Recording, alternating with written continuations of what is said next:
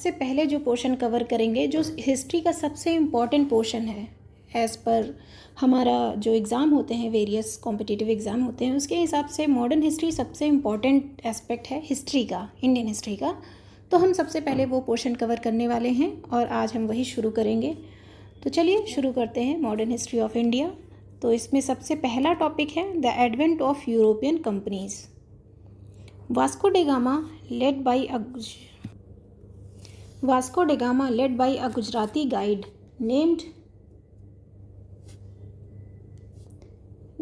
named Abdul Majid arrived at Calicut, a port situated on the Indian western coast, on 20th May 1498. He had successfully discovered a new and all sea route to India from Europe. Zamorin, the then ruler of Calicut, welcomed Vasco da Gama. The arrival of Vasco da Gama in India started a new era of trade between Portuguese and India. Vasco da Gama made 60 times more profit in the business of black pepper, which was enough to lure other merchants to India. समझते हैं इस paragraph को। Vasco डा gamma सबसे पहला पुर्तगाली था जो इंडिया आया, और किसके साथ आया ये बहुत इंपॉर्टेंट है, ये नाम याद रखिएगा, अब्दुल माजिद, और ये नाम याद रखिएगा वास्को डा गामा। और तीसरी जो चीज़ आपको इसमें याद रखनी है वो 20 मई 1498। तो 3 चीज़ें आपको याद रखनी है, ये देख लीजिए। वास्को डा गामा किसके साथ आया? एक गुजराती गाइड था अब्दुल माजिद, उसके साथ आया 1498 20 मई। और जब इंडिया पहुंचता है तो ये कहाँ पहुंचता है? तो इंडिया में ये समवेयर समझ लीजिए केरला का पार्ट है, यहाँ कहीं कोझिकोड जिसको कालीकट नाम की जगह थी, यहाँ पहुंचता है। और यहाँ पे उसको जैमुरिन नाम का राजा मिलता है जो उसको वेलकम करता है और लेके जाता है अपना व्यापार करने के पर्सपेक्टिव से। तो जैमुरिन को वास्को डा गामा खूब सारे गिफ्ट्स प्रेजेंट देता है उसको खुश करने के लिए। तो जो वास्को डा गामा जिस काम से आया था इंडिया, वो आया था स्पाइसेस को परचेज़ करने। तो उसने ब्लैक पेपर परचेज़ किया, और जब परचेज़ करके वो वापस यूरोप गया तो जितने का उसने ख़रीदा था उसका 60 टाइम्स उसने प्रॉफिट बनाया उसको बेच के। अब ये चीज़ देखते ही यूरोप के बाकी जो व्यापारी थे वो तो बहुत उन्हें बहुत अट्रैक्टिव लगी कि बताओ इतना प्रॉफिट, 60 टाइम्स प्रॉफिट बहुत ज़्यादा प्रॉफिट होता है। तो जिसकी वजह से बाकी लोग भी एल्यूर हुए, बाकी लोग भी इस तरफ आकर्षित हुए कि हाँ हमें भी इंडिया जाना चाहिए, वहाँ से स्पाइसेस खरीद के लाने चाहिए, बेचना चाहिए। ठीक है, अब इतने में ही बात ख़त्म नहीं हुई। बात यहाँ आती है कि अब पुर्तगाल में इस चीज़ की खूब चर्चा होने लगी। तो पुर्तगाल के जो सरकार थी उसने क्या किया कि फ्रांसिस्को डी अल्मेडा नाम का एक पुर्तगाली गवर्नर और वाइसरॉय बनाया। फ्रांसिस्को डी 1505 में हम देख रहे हैं, 1505 में फ्रांसिस्को डी अल्मेडा, बहुत इंपॉर्टेंट नाम है, नाम याद रखिएगा, क्वेश्चन आता है इससे रिलेटेड। 1505 में फ्रांसिस्को डी अल्मेडा नाम का एक पुर्तगाली गवर्नर और वाइसरॉय इंडिया आता है। क्यों आता है? लिखा है in the light of Portuguese trade interest and to establish Portuguese authority in the Indian Ocean, Almeida rendered the blue water policy. India इसको भेजते क्यों हैं? ताकि इंडिया में जो पुर्तगालियों का ट्रेड इंटरेस्ट है उसको और स्ट्रॉन्ग कर सके। ठीक है, और फ्रांसिस्को डी अल्मेडा जब इंडिया आता है तो ये यहाँ पे एक पॉलिसी लाता है, ब्लू वाटर पॉलिसी, जो हम आगे पढ़ेंगे। तो ये भी क्वेश्चन काफ़ी इंपॉर्टेंट है, ये याद रखिएगा कि क्वेश्चन आता है कि फ्रांसिस्को डी अल्मेडा, ये क्वेश्चन आता है कि ब्लू वाटर पॉलिसी कौन लाया था, तो याद रखिएगा, 1 वर्ड क्वेश्चन है ये, फ्रांसिस्को डी अल्मेडा। और फ्रांसिस्को डी अल्मेडा इंडिया कब आया था? 1505 में। और ये भी पूछ सकते हैं, इस क्वेश्चन को ऐसे भी पूछते हैं कि फर्स्ट पोर्टुगीज़ गवर्नर और वाइसरॉय कौन था, तो ये भी आप याद रखिएगा, फ्रांसिस्को डी अल्मेडा ही है। फिर दूसरा गवर्नर आता है अल्फोंसो डी अल्बुकर्क। अल्फोंसो आम सुना होगा आप लोगों ने, खाते भी होंगे। तो अल्फोंसो आम जो है वो पुर्तगालियों का ही दिया हुआ है, उन्हीं की देन है। Alfonso de Albuquerque came as governor in 1509, याद रखिएगा, ये टाइम पीरियड बहुत इंपॉर्टेंट है। अल्मेडा के बाद अल्मेडा आता है 1505 में, और फिर 1509 में आते हैं अल्फोंसो डी अल्बुकर्क, याद रखिएगा नाम। अच्छा, अभी यहाँ तक चीज़ें ठीक थी, जब अल्मेडा के अराइवल तक चीज़ें ठीक थी, काफ़ी ठीक थी। लेकिन अब अल्मेडा एक नई तरीके की, नया ट्रेंड यहाँ पे चालू होगा। अब देखेंगे हम कि अगली लाइन देखिए क्या लिखी हुई है। 1510 में ही स्नैच्ड गोवा फ्रॉम यूसुफ आदिल शाह। काफ़ी इंपॉर्टेंट है ये नाम, याद रखिएगा। 1510 में अल्फोंसो डी अल्बुकर्क ये गोवा छीन लेते हैं किससे? यूसुफ आदिल शाह से, जो कि उस टाइम पे रूलर ऑफ बीजापुर थे। बीजापुर के रूलर से इन्होंने गोवा को छीन लिया। अभी तक ये पॉलिसी नहीं थी, अभी तक पुर्तगाली जो थे वो इंडिया आते थे व्यापार करने, लेकिन ये पहली बार ऐसा हुआ कि पॉलिटिकली ये एक्टिव हो गए and established his authority there. He is known as the real founder of Portuguese power in India. इन्हीं को कहा जाता है कि रियल फाउंडर हैं पुर्तगाली पावर के, इंडिया में इस्टेब्लिश होने के रियल फाउंडर हैं ये। अभी हम आगे देखेंगे कि इनकी अचीवमेंट्स क्या थी, क्यों इनको कहा जाता है कि ये रियल फाउंडर थे। Albuquerque in 1511 captured Malacca an important South East Asian market and in 1515 captured Hormuz situated at mouth of Persian gulf.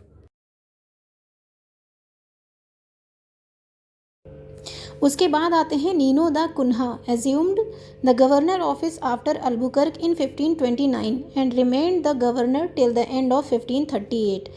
तो अल्बुकर्क के बाद जो तीसरे गवर्नर आते हैं इंडिया, पुर्तगाली गवर्नर जो इंडिया आते हैं, वो है Nino da Cunha.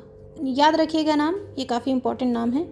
C route to India was discovered by Portuguese traveller Vasco da Gama. हमने अभी ऊपर वाले पैराग्राफ में पढ़ा था। किसने ढूंढा सी रूट टू इंडिया? यूरोप से इंडिया का सी रूट किसने ढूंढा? वास्को डी गामा ने ढूंढा। Whereas Spanish traveller Columbus discovered a route to America. क्या होता है कि उस टाइम पे जब वास्को डी गामा इंडिया के लिए निकला था, तो और भी जो यूरोपियन कंट्रीज़ थी उनके जो भी थे, उनके जो भी ट्रैवलर्स थे वो अलग अलग जगहों को ढूंढना चाह रहे थे, खोजना चाह रहे थे। तो कोलंबस जो कि स्पेनिश ट्रैवलर था वो अमेरिका की तरफ गया। उनको लगा कि शायद इधर से जाके भी हम इंडिया पा सकते हैं, लेकिन बाय डिफ़ॉल्ट वो चले गए अमेरिका को उन्होंने खोज निकाला। फिर Captain Cook of Britain discovered a sea route to Australia and Tasman of Holland discovered Van Diemen's Land, जिसको आज तस्मानिया कहते हैं, और न्यूजीलैंड। तो ये याद रखिएगा किसने किसकी खोज करी। काफ़ी आता है क्वेश्चन, इंपॉर्टेंट क्वेश्चन है। वास्को डी गामा ने इंडिया आए, उनके लिए इंडिया की खोज टाइप की थी। कोलंबस ने अमेरिका को खोजा, और कैप्टन कुक जो ब्रिटेन से थे उन्होंने ऑस्ट्रेलिया का रूट निकाला, सी रूट निकाला। बेसिकली वो कॉन्टिनेंट की खोज नहीं करी, वो उस कॉन्टिनेंट तक पहुंचने का जो रूट था वाया सी, तो वो निकाला था। फिर हम बात करते हैं 1503 की। In 1503 at Cochin first Portuguese fort, first European fort in India was constructed by Alfonso de Albuquerque. He was not viceroy then. देखिए, अब अल्फोंसो डी अल्बुकर्क वाइसरॉय नहीं है, लेकिन इसके बाद भी ये कुछ ना कुछ ऐसे अकॉम्प्लिशमेंट्स कर रहा है जो हिस्ट्री में दर्ज हैं। देखिए, इन 1503 एट कोचीन फर्स्ट पोर्ट बना, पुर्तगालियों का पहला किला बना, और वो किसने बनाया? अल्फोंसो डी अल्बुकर्क ने। ठीक है। Portuguese were the first to establish trade relation with India during medieval times. ये भी काफ़ी इंपॉर्टेंट क्वेश्चन है कि जो जितने भी यूरोपियन थे उसमें से सबसे पहला कौन था? तो वो पुर्तगाली थे जो इंडिया आए और इंडिया में ट्रेड रिलेशन बनाए, वो सबसे पहले पुर्तगाली थे। अच्छा, दूसरी चीज़ एक और ध्यान रखने वाली है, पुर्तगाली सबसे पहले थे जो इंडिया आए व्यापार की दृष्टि से, और वो सबसे आखिरी थे, जो सबसे आखिरी यूरोपियन थे या सबसे आखिरी विदेशी व्यापारी थे जो इंडिया को छोड़ के गए। इंडिया आज़ाद हो गया, उसके बाद पुर्तगालियों ने इंडिया छोड़ा। 1961 में दे लेफ्ट इंडिया। तो the sequence of arrival of European companies to India is Portuguese, Dutch, English, Danes and French. ये ऑर्डर याद रखिएगा, काफ़ी इंपॉर्टेंट ऑर्डर है ये। तो Portuguese were the first to arrive in 1498 and were the last to leave in 1961। ये काफ़ी important question है, एसएससी जैसे एग्जाम्स में पूछा जाता है, तो याद रखिएगा। In 1961 the Portuguese governor general of Goa was Manuel Antonio Vassalo e Silva. ये याद रखिएगा क्योंकि ये पूछेंगे कि जब पुर्तगालियों ने हिंदुस्तान छोड़ा तो उस समय पे पुर्तगाली गवर्नर जनरल कौन था इंडिया में या गोवा में? वो है Manuel Antonio Vassalo e Silva. Jose Ferreira Bossa was the governor general of Goa when India got independence. अच्छा, ये भी बहुत इंपॉर्टेंट है, इसको भी याद रखिएगा कि जब इंडिया आज़ाद हुआ उस टाइम पे गवर्नर जनरल ऑफ गोवा कौन था? तो जोस फेरेरा बॉसा ही गवर्नर जनरल थे गोवा के। जब इंडिया इंडिपेंडेंस को प्राप्त हुआ, जब इंडिया को आज़ादी प्राप्त हुई, तब वो थे। और जब 1961 में जब पुर्तगालियों ने भारत छोड़ा तो उस टाइम पे पुर्तगाली गवर्नर जनरल कौन था इंडिया में, जो कि गोवा में था? तो मैनुअल अंटोनियो विसालो ई सिल्वा। ठीक है। Among all European powers, Portuguese were the first to establish sea trading centres in India. अब ये मैंने अभी पहले बताया ही आपको कि जितनी भी यूरोपियन पावर्स थी जो इंडिया में आई, उसमें पुर्तगाली सर्वप्रथम थे जिन्होंने सी ट्रेडिंग रूट ढूंढा इंडिया के लिए। Portuguese in 1503 established their first factory at Cochin, whereas their second factory was established at Kannur in 1505. पुर्तगालियों की पहली फैक्ट्री कहाँ इस्टेब्लिश हुई? कोचीन में 1503 में, और दूसरी फैक्ट्री कन्नूर में इस्टेब्लिश हुई 1505 में। आगे बढ़ते हैं। In 1534, Portuguese successfully got the permission from the ruler of Bengal, Ghiyasuddin Mahmud Shah, to open factories at Satgaon and Chittagong. 1534 में इन्होंने कहाँ पे फैक्ट्रियाँ खोली? सतगांव और चटगांव में। जो बंगाल के रूलर थे गियासुद्दीन महमूद शाह, उनसे अनुमति ली, उनसे परमिशन ली, और सतगांव और चटगांव में इन्होंने फैक्ट्रियाँ खोली। Hooghly was used as a base by Portuguese for plundering activities in the Bay of Bengal. Bay of Bengal में जो ये जहाज़ों को लूटने का काम होता था, उसका बेस किसको बनाया इन्होंने? हुगली को बेस बनाया। In 1632, Mughal king Shahjahan completely destroyed all establishments of Portuguese in Hooghly and imprisoned thousands of Portuguese residents. उसमें इंडिया में मुग़लों का शासन चल रहा था। 1632 की बात है। शाहजहाँ मुग़ल सम्राट हुआ करता था, और उसने क्या किया कि जितने भी इस्टेब्लिशमेंट्स थी पुर्तगालियों की हुगली के आसपास, उसको सबको डिस्ट्रॉय कर दिया और हज़ारों की संख्या में पुर्तगालियों को कैद कर दिया।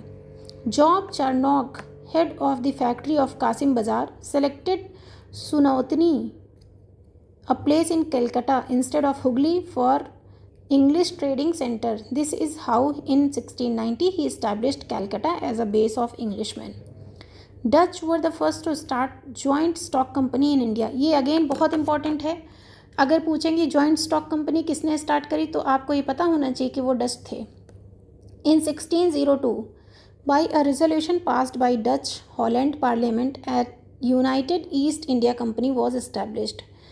क्या होता है कि 1602 में डच पार्लियामेंट यानी हॉलैंड की पार्लियामेंट में एक प्रपोज़ल पास होता है, एक रेजोल्यूशन पास होता है, यूनाइटेड ईस्ट इंडिया कंपनी बनती है इंडिया में आके व्यापार करने के लिए।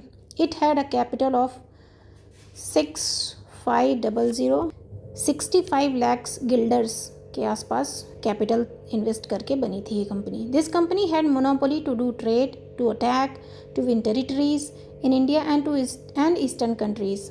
जैसा आपने देखा कि ये कंपनी का जो मेन मोटो क्या था कि मोनोपोली बनाए ट्रेड के लिए इंडिया में और आसपास के ईस्टर्न कंट्रीज़ में।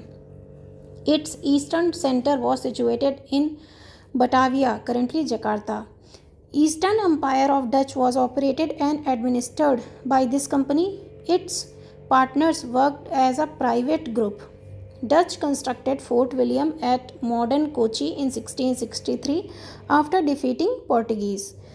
Kochi in 1814 was included in British settlements. In 1599, a group named Merchant Adventurers founded English East India Company, or the Governor and Company of Merchants trading into the East Indies in English. In 1599, a group named Merchant Adventurers founded English East India Company, or the Governor and Company of Merchants trading into East Indies in England. In December 1600, Queen Elizabeth I of England granted East India Company the charter for 15 years to trade with East. अब यहाँ से major कहानी start होती है। 1600 के दिसंबर में queen Elizabeth I England की महारानी हुआ करती थी उस समय। उन्होंने एक चार्टर पास किया, 15 साल उसकी अवधि थी, उसका जो टेन्योर था उस चार्टर का वो 15 साल के लिए वैलिड था। उन्होंने उसमें ये चीज़ मेंशन थी कि इस कंपनी को मोनोपोली मिलती है कि वो जाके इंडिया में ट्रेड करे। Akbar was the king of India then. Akbar तब उस समय अकबर राजा थे, मुग़ल सम्राट हुआ करते थे Akbar. Levant company in 1593 got charter for the land trade with India. ये भी ऐसे ही है, इसको बस देख लीजिएगा। During the reign of Jahangir in 1611 East India Company establish their first temporary factory at Masulipatnam. ये काफ़ी इंपॉर्टेंट है, इनफैक्ट बहुत ज़्यादा इंपॉर्टेंट कह सकते हैं हम इसको, कि जहांगीर के टाइम पे 1611 में ईस्ट इंडिया कंपनी इस्टेब्लिश करती है अपनी पहली फैक्ट्री मुसलीपट्टनम में, ठीक है। इन 1613 English establish their first permanent factory at Surat. Temporary कहाँ करी? मुसलीपट्टनम पे।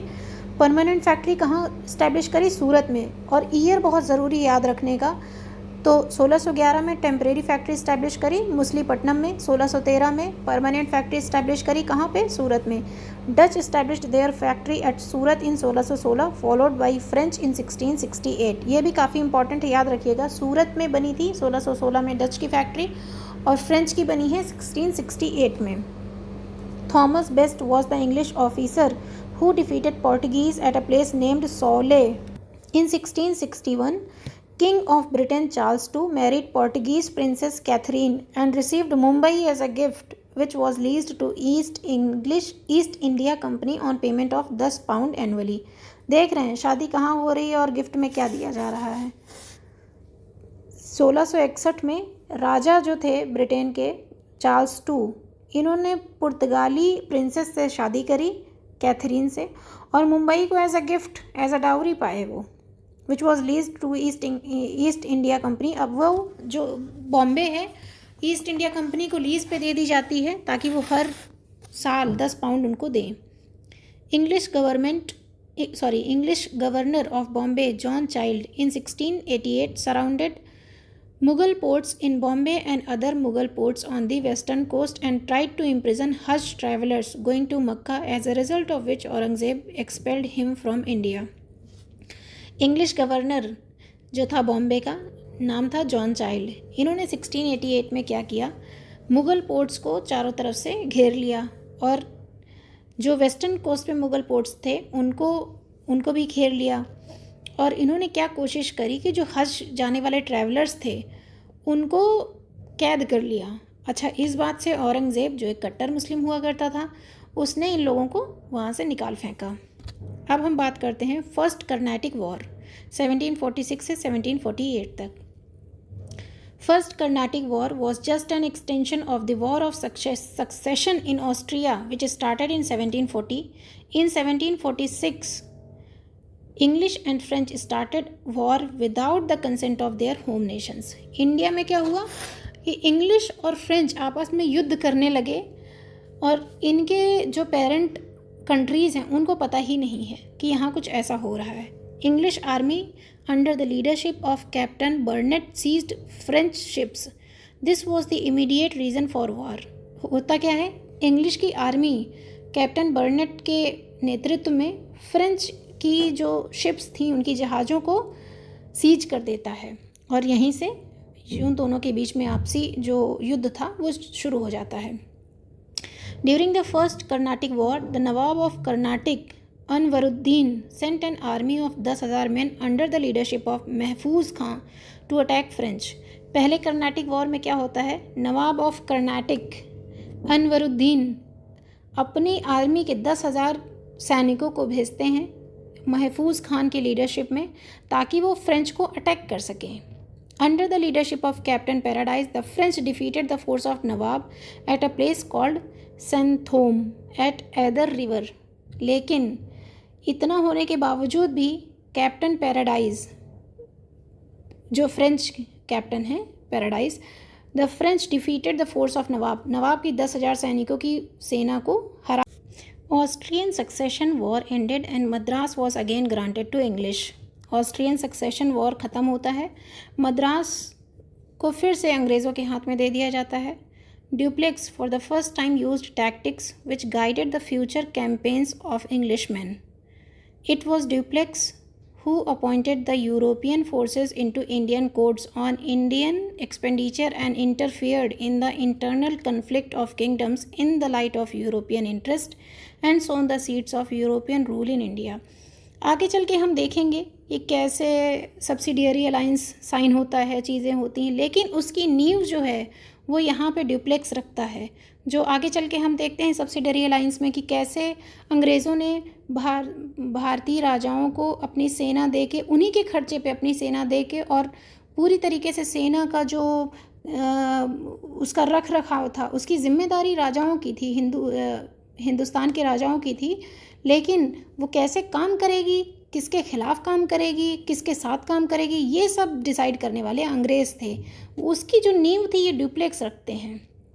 Colbert, a minister of Louis 15th, founded French East India Company in 1664, which is also known as companies des Indes Orientales।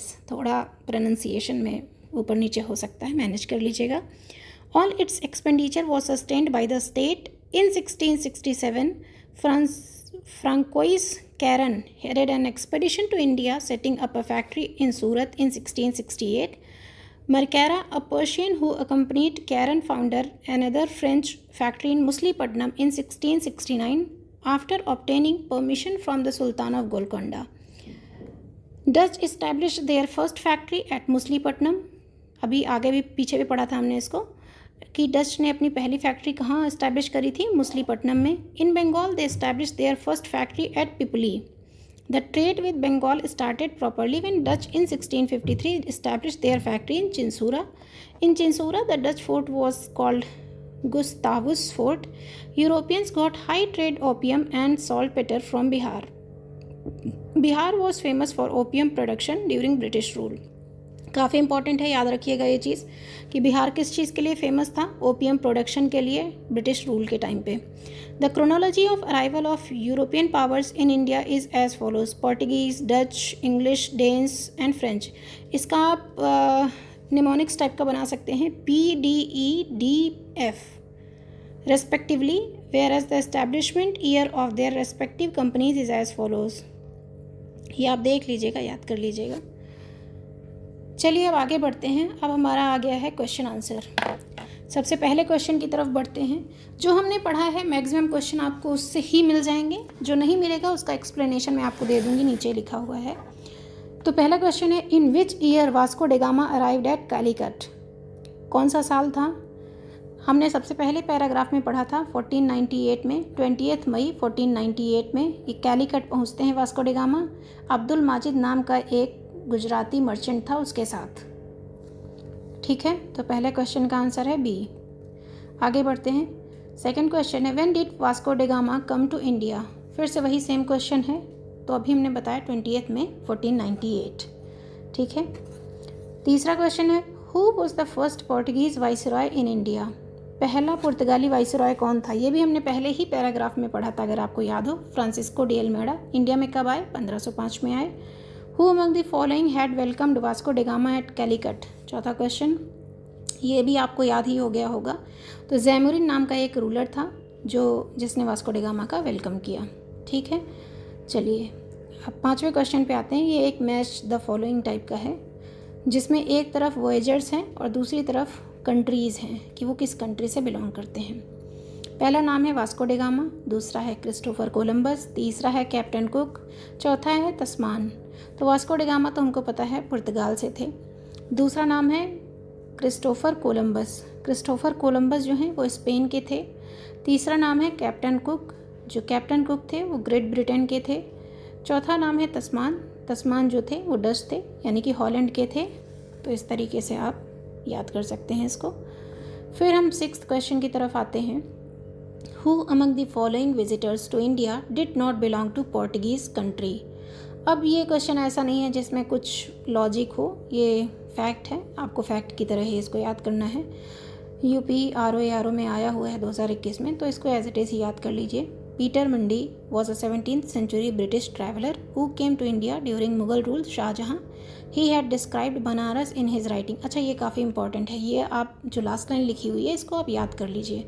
He has described Banaras in his writing. हो सकता है कल को एक question ये नया बन के आ जाए कि who among the following had described Banaras in his writing, तो आपको पीटर मंडी याद रखना है। और इसमें ये जो 6th क्वेश्चन था इसमें ये पूछा गया था कि इनमें से कौन है जो पुर्तगाल को नहीं बिलोंग करता, तो पीटर मंडी क्यों नहीं बिलोंग करता, क्योंकि he was a British traveller. ठीक है, 7th क्वेश्चन की तरफ आते हैं। Who was the real founder of Portuguese power in India, ये भी हमने पढ़ा है, हमने अपने जो पीछे समरी थी उसमें हमने पढ़ा था। तो रियल फाउंडर कौन थे, मैंने ये भी कहा था कि वास्को ड गामा का नाम भी हो सकता है वहाँ पे दिया जाए आपको कंफ्यूज करने के लिए, तो देखिए यहाँ पे दिया गया है, 2003 में आया हुआ है क्वेश्चन यूपी लोअर पीसीएस में, लोअर सबऑर्डिनेट प्री में। तो बी है आंसर इसका, अल्बुकर्क, क्योंकि इन्होंने ये पॉलिटिकली एक्टिव कर दिया था इन्होंने पुर्तगाल की जो साम्राज्य इंडिया में स्थापित हो रहा था उसको, कि गोवा वगैरह को स्नैच करने लगे थे, तो वो उस चीज़ से रियल फाउंडर बने ये। ठीक है, चलिए अब हम 8th क्वेश्चन की तरफ बढ़ते हैं। At which one of the following places in India did the Portuguese build their first fortress, कहाँ पे पुर्तगालियों ने अपना पहला किला बनाया, तो Kochi. The first Portuguese fortress was build by Alfonso de Albuquerque who was not the viceroy at that time in Kochi 1503 में। Francisco de Almeida constructed the Portuguese fortress at Cannanore and Anjediva इन 1505। ठीक, अब 9th क्वेश्चन की तरफ आते हैं। Who was the first European to come to India for trade, कौन था भाई पहला यूरोपियन, ये तो आप लोगों को पता हो गया होगा, अभी पढ़ाया है। पुर्तगाली थे सबसे पहले जो आए थे इंडिया, किस वजह से आए थे, ट्रेड करने। बाद में हालांकि उन्होंने इंडिया में अपना आधिपत्य इस्टेब्लिश करने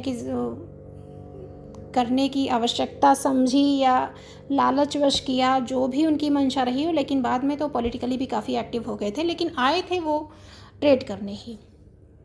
ठीक है, चलिए 10th क्वेश्चन पे आते हैं। Who were the first Europeans to set up sea trade centres in India, फिर अगेन इसका आंसर द पोर्टुगीज़ ही होगा। ठीक है, क्वेश्चन नंबर 11 की तरफ आते हैं। Among the following factories in Bengal the one established by Portuguese was, जितनी भी बंगाल में फैक्ट्रीज़ बनी हैं चारों में जो नीचे ऑप्शन दिए गए हैं, इसमें से कौन सी ऐसी है जो पुर्तगालियों ने बनाई है, तो हुगली के तट पे हमने पढ़ा था कि उन्होंने हुगली को बेस बना के और खूब बे ऑफ बंगाल में खूब लूटपाट चालू करी थी।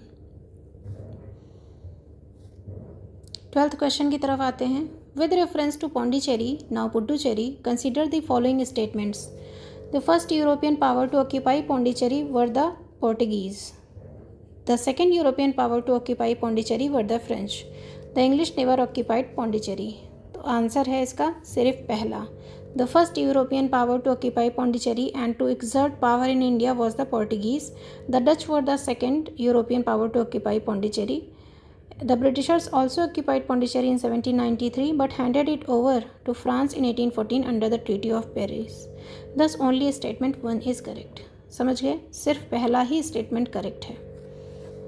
13th क्वेश्चन में आते हैं। Hooghly was used as a base for piracy in the Bay of Bengal by Portuguese, ये पढ़ा था हमने, पुर्तगाली ही थे जो हुगली को बेस बना के और बे ऑफ बंगाल में खूब लूटपाट मचाते थे, खूब जहाज़ों को लूटते थे। और फिर बाद में जब शाहजहाँ को पता चला तो उन्होंने हज़ारों की संख्या में पुर्तगालियों को कैद किया था। फिर आते हैं क्वेश्चन नंबर 14 की तरफ। Who used Hooghly as a base for piracy in the Bay of Bengal, again वही क्वेश्चन है, तो पुर्तगाली ही इसका आंसर होगा, सी पोर्टुगीज़। चलिए 15th क्वेश्चन की तरफ आते हैं। विच one of the following is connected with blue water policy, हमने पढ़ा था कि फ्रांसिस्को डी अल्मेडा जो थे वो ब्लू वाटर पॉलिसी लेके आए। अब ये क्या है, blue water policy is attributed to Francisco de Almeida, the first viceroy of Portuguese possessions in India. According to it the Portuguese should be the sole trade power in Arabian Sea and Indian ocean.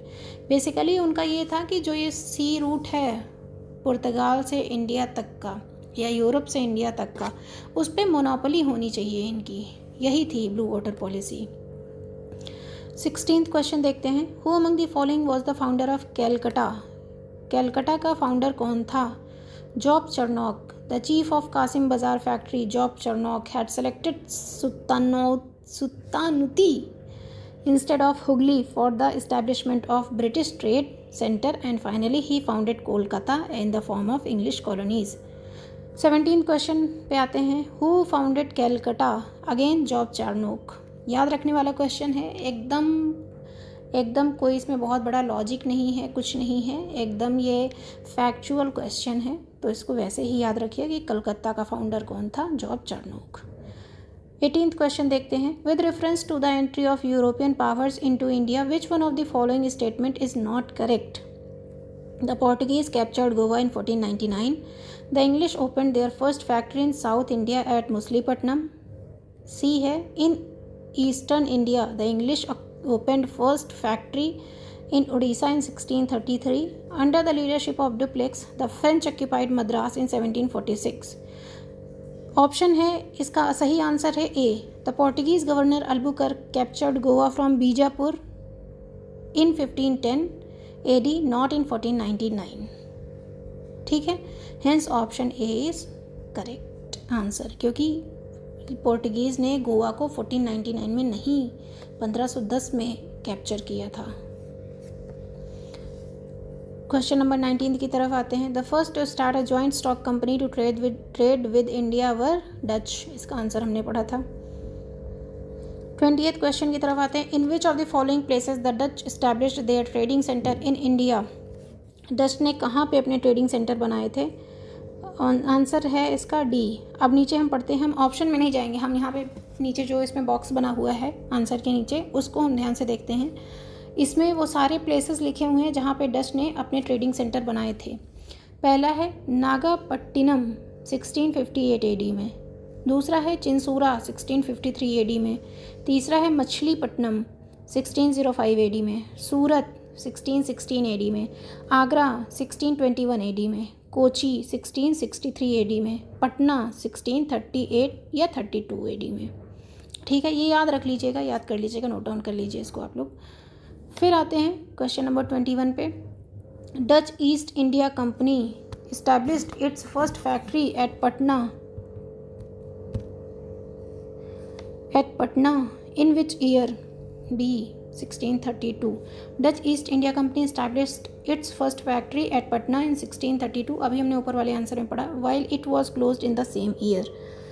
Which one of the following is the correct statement? The modern Kochi was a Dutch colony till India's independence. The Dutch defeated Portuguese and built Fort Williams in its modern Kochi. हमने पढ़ा था, तो इसका answer option B ही है। The secret, question number 23, the secret of success of East India Company in India was absence of nationalism in India. Of course true. The company army received western training and they had modern arms. बिल्कुल सही। Indian soldiers lacked fidelity.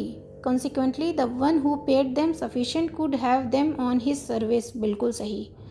They were like कि भाड़े के टट्टू, mercenary जिसको बोलते हैं, जिसने पैसा दिया उनके लिए काम कर देते थे, दैट्स ऑल। तो आंसर डी इसका सही है। ईस्ट इंडिया कंपनी क्यों भारत में सरवाइव कर गई इतना सक्सेसफुली, तो उसका जवाब है ये चारों ही सही है। नेशनलिज्म नहीं था, और कंपनी के जो आर्मी थी वो वेस्टर्न ट्रेनिंग रिसीव करके आई थी, मॉडर्न आर्म्स थे, और इंडियन सोल्जर्स में जो है फिडेलिटी बहुत निग्लिजिबल थी। जो उनको पे करता था वो उन्हीं की सर्विस देते थे, उन्हीं को सर्विस देते थे। Which one of the following British companies got the first charter permitting them to trade in India? Levant Company. The Levant Company had got a charter for trading with India by land routes. British Queen Elizabeth granted a charter to the company, English company, trading to the East Indies permitting by sea route on 31st December 1600. This company extended its trade with the merger of new company in 1709 as the new name of United Company of Merchants of England trading to the East Indies, which was later known as East India Company. ठीक है। Question number 25. Which one of the following was the Emperor of India when the British East India Company was formed in London? जब east India company London में बनी तो India में मुगल सम्राट कौन था? हमने पढ़ा था, ये अकबर था उस टाइम पे। Some merchant organized a general meeting in London in 1599 presided over by Lord Mayor. तो उस टाइम पे जो इंडिया में मुगल सम्राट थे वो अकबर थे, क्योंकि अकबर 1556 से 1605 तक रहे। चलिए क्वेश्चन नंबर 26 की तरफ आते हैं। During the time of which Mughal emperor did the English east India company establish it's first factory in India? Jahangir east India company जब ब्रिटेन में फॉर्म हुई तो उस टाइम पे इंडिया में मुग़ल सम्राट कौन था? अगर ये क्वेश्चन पूछेंगे तो अकबर था। और अगर कहेंगे कि उन्होंने अपनी पहली